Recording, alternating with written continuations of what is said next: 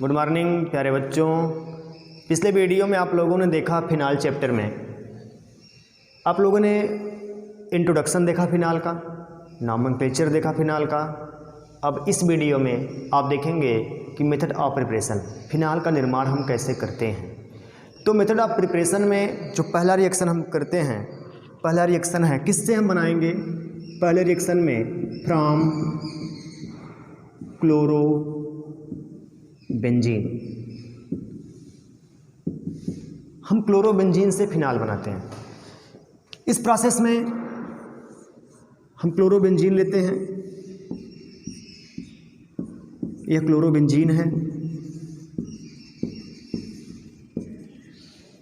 यह क्लोरोबेंजीन है। इसका रिएक्शन करवा देते हैं NaOH के साथ में, क्षार लेते हैं। अब यहाँ पे कंडीशन होती है, हम कुछ रखते हैं, यहाँ पे टेम्परेचर रखते हैं 300 डिग्री सेंटीग्रेड और दाब रखते हैं 200 एटमॉस्फेरिक। दाब कितना रखते हैं? 200 एटमॉस्फेरिक दाब रखते हैं। अब यहाँ पे यह Cl इस H के साथ बाहर हो जाएगा। जब बाहर होगा तो बन जाएगा ONa, इसे हम कहते हैं सोडियम फिनॉक्साइड। क्या कहते हैं? सोडियम फिनॉक्साइड कहते हैं, सोडियम फिनॉक्साइड कहते हैं। अब इस सोडियम फिनॉक्साइड जो बना हुआ है, अगर इसका हम कर देते हैं हाइड्रोलिसिस, HOH H प्लस के साथ उपस्थिति में अगर हम इसका हाइड्रोलिसिस कर देते हैं तो यह बन जाता है हमारा क्या? फिनाल बन जाता है,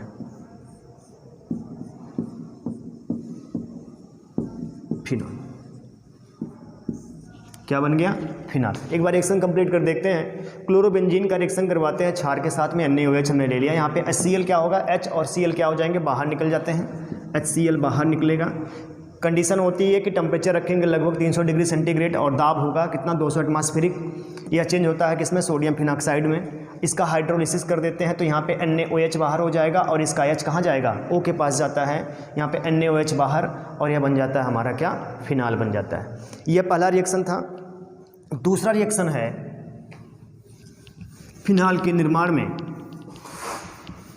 by sulphonic,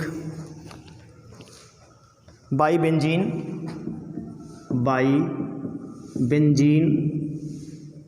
sulphonic acid, by benzene sulphonic acid. अब हम यहाँ पे सल्फोनिक एसिड लेते हैं, बेंजीन सल्फोनिक एसिड लेते हैं, SO3H। इसका हम रिएक्शन करवा देते हैं किसके साथ में? NaOH के साथ में। किसके साथ करवाते हैं? NaOH। यहाँ पे भी benzene sulphonic acid, benzene sulphonic acid का रिएक्शन करवाते हैं NaOH के साथ में, तो बन जाता है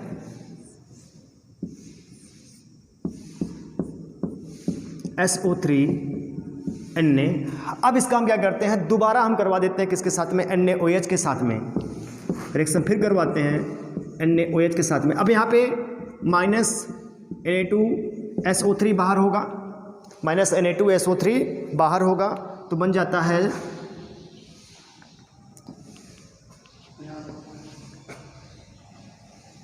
Na2SO3 बाहर होगा तो यहाँ पे बन जाता है सोडियम फिनॉक्साइड आयन बनेगा, ONa बन गया, सोडियम फिनॉक्साइड आयन का निर्माण होगा।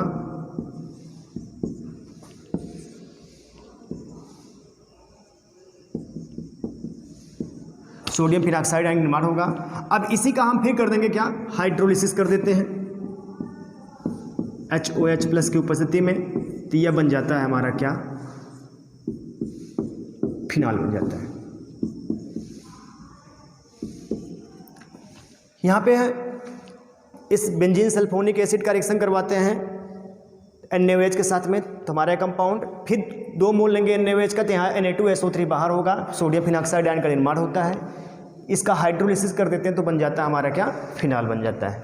अगला रिएक्शन है बेंजीन डायजोनियम क्लोराइड के द्वारा,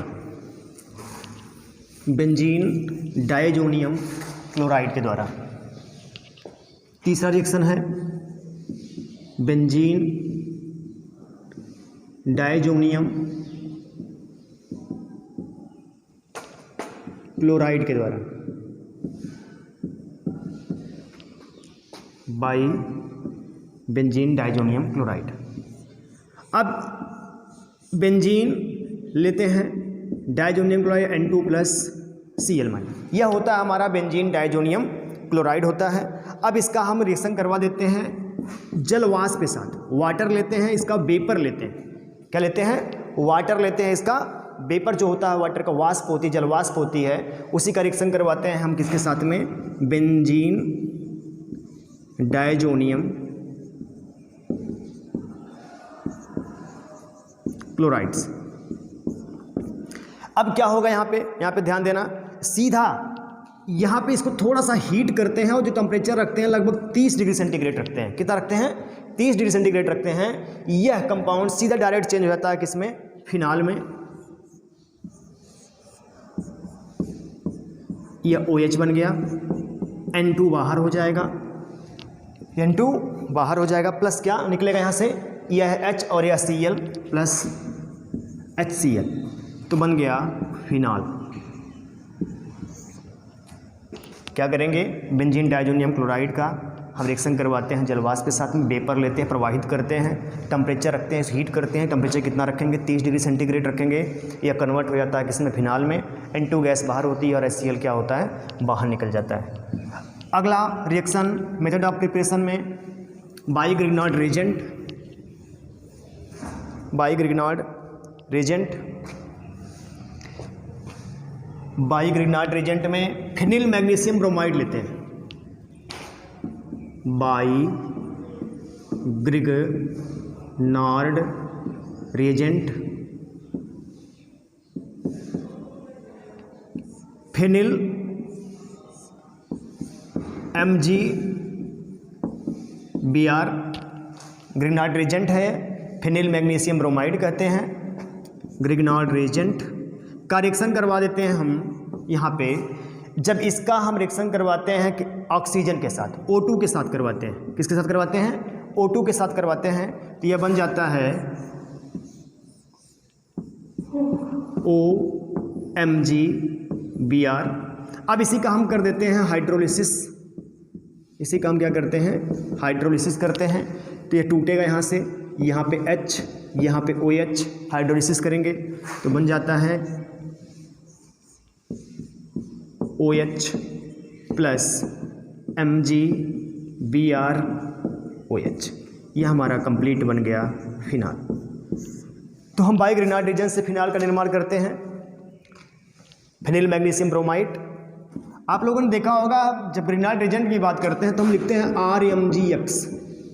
ये हमारा ग्रिग्नार्ड रिएजेंट होता है। R हमारा एल्किल ग्रुप होता है, या तो हमारा क्या होगा? फिनिल ग्रुप भी हो सकता है। अगर एल्किल होगा तो एल्किल मैग्नीशियम ब्रोमाइड या एल्किल मैग्नीशियम क्लोराइड, जो भी होगा एल्किल लगाएंगे। अगर यहाँ पे CH6H5 लग गया, फिनिल ग्रुप लग गया, तो हो जाता है फिनिल मैग्नीशियम ब्रोमाइड होता है। यह भी ग्रिग्नार्ड रिएजेंट होता है। अगला रिएक्शन है अगला रिएक्शन होता है from salicylic acid, from salicylic acid. अब हम लेते हैं सैलिसिलिक एसिड लेते हैं। सैलिसिलिक एसिड होता है यहाँ पे OH। अब एसिड है तो यहाँ पे क्या होगा? ये फिनाल है, इस पोजीशन पे लगा होता है क्या? COOH। इसे हम कहते हैं सैलिसिलिक एसिड कहते हैं। क्या कहते हैं? सैलिसिलिक एसिड कहते हैं। अब इसी का रिएक्शन हम करवा देते हैं 2NaOH के साथ में। हम इसका रिएक्शन किससे करवाएंगे? क्षार के साथ में करवा देते हैं। अब क्या होगा? क्षार के साथ करवाएंगे, यहाँ पे हम यूज करते हैं सोडा लाइम। क्या लेते हैं? CaO soda lime. यहाँ सोडा लाइम लिख भी देते हैं। सोडा लाइम की उपस्थिति में यह क्रिया होती है तो क्या बनेगा? फिनाल बनता है, प्लस यहाँ पे OH सीधा कन्वर्ट हो जाता है फिनाल में, प्लस Na2CO3 प्लस बन जाएगा, यहाँ पे जल निकलेगा। यह सैलिसिलिक एसिड का रिएक्शन करवाएंगे हम सोडा लाइम की उपस्थिति में, हम NaOH रिएक्शन करवाते हैं तो फिनाल बनेगा, सोडियम कार्बोनेट बाहर होगा, प्लस H2O, यहाँ पे क्या होगा, जल भी बाहर होता है। तो यह हमारा निर्माण होता है किससे, सैलिसिलिक एसिड से। सैलिसिलिक एसिड क्या करेंगे, दोबारा सुनते हैं, समझते हैं इसको। हम सैलिसिलिक अम्ल लेंगे, उसका रिएक्शन करवाएंगे सोडा लाइम से, NaOH क्षार मिलाएंगे उसमें, तो कन्वर्ट होता है फिनाल में, सोडियम कार्बोनेट बाहर होता है और हमारा जल भी क्या होता है, बाहर होता है। अगला रिएक्शन है और लास्ट रिएक्शन है मेथड ऑफ प्रिपरेशन का फ्रॉम, लास्ट रिएक्शन हमारा है, छठवां रिएक्शन हमारा है बाई ऑक्सीडेशन ऑफ, ऑक्सीकरण करते हैं बाई ऑक्सीडेशन ऑफ क्यूमीन। नया शब्द आया है क्यूमीन। क्यूमीन कंपाउंड है, इसका सूत्र होता है C6H5CH3CS3, यह है क्यूमीन।